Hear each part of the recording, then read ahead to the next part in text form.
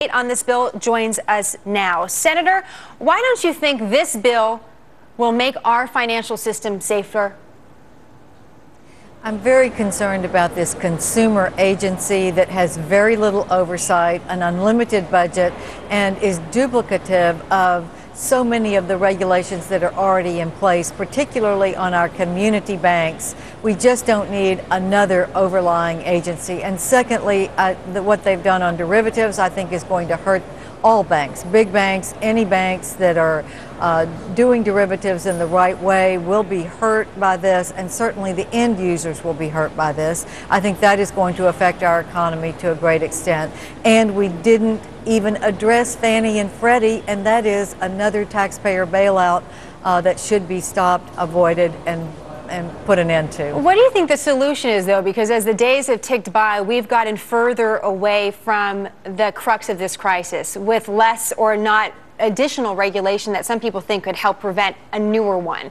So do we need more time? I mean, is time the answer for this bill, and just to kind of wait until we have the perfect bill, or is it important to get something through so we can actually get some new regulation here for these markets? Well, when I'm looking at legislation, I like to try to say, first, do no harm. You don't want to put something out there that is going to be another big government growth, government grab that is going to stifle the economic growth that we need to create jobs. And that's why I'm concerned about it. I have to say, Chris Dodd, the chairman of the Banking Committee, has done a great job trying to bring together very diverse views, but we are not nearly ready with a bill that I think is not going to hurt our economy. You know, Senator Jerry Willis is with me on set, and Jerry, you described this bill as a coming together of a lot of different Christmas ornaments. It's a lot of things in this bill you wouldn't think should be there or would be there. Really, scores of amendments. One of them from Jim DeMint is about the border fence. I mean, crazy stuff in this bill. Have we gone too far, or is this bill, if it's passed, is it going to have all kinds of unintended consequences that people never thought? Well, that's what happened with Sarbanes-Oxley, and that's what I fear is going to happen with this bill. We do not need another consumer agency. We do need to address Fannie and Freddie, and that's not in the bill at all.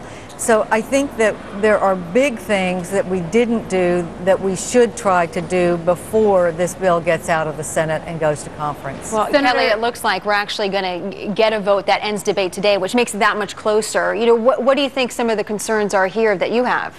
I guess I would just like to ask the senator if she would prefer that we don't have anything done from Congress on financial regulation, given the events of the last couple of years, if that's what would be the better outcome at this point.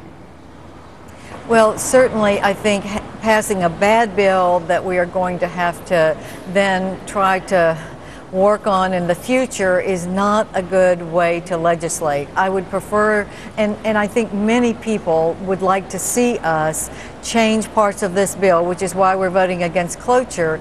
I think there are still ways to change this bill for the better that could address the concerns that happened a couple of years ago, but without hurting or stifling or putting more burdens in our economy that will keep our economic growth from happening. And if we don't have that economic growth, we're not going to create jobs. Well, Senator, yesterday you had two Republicans that voted in favor of ending debate on this bill. How important do you think bipartisanship is here, considering that we're in the election season now?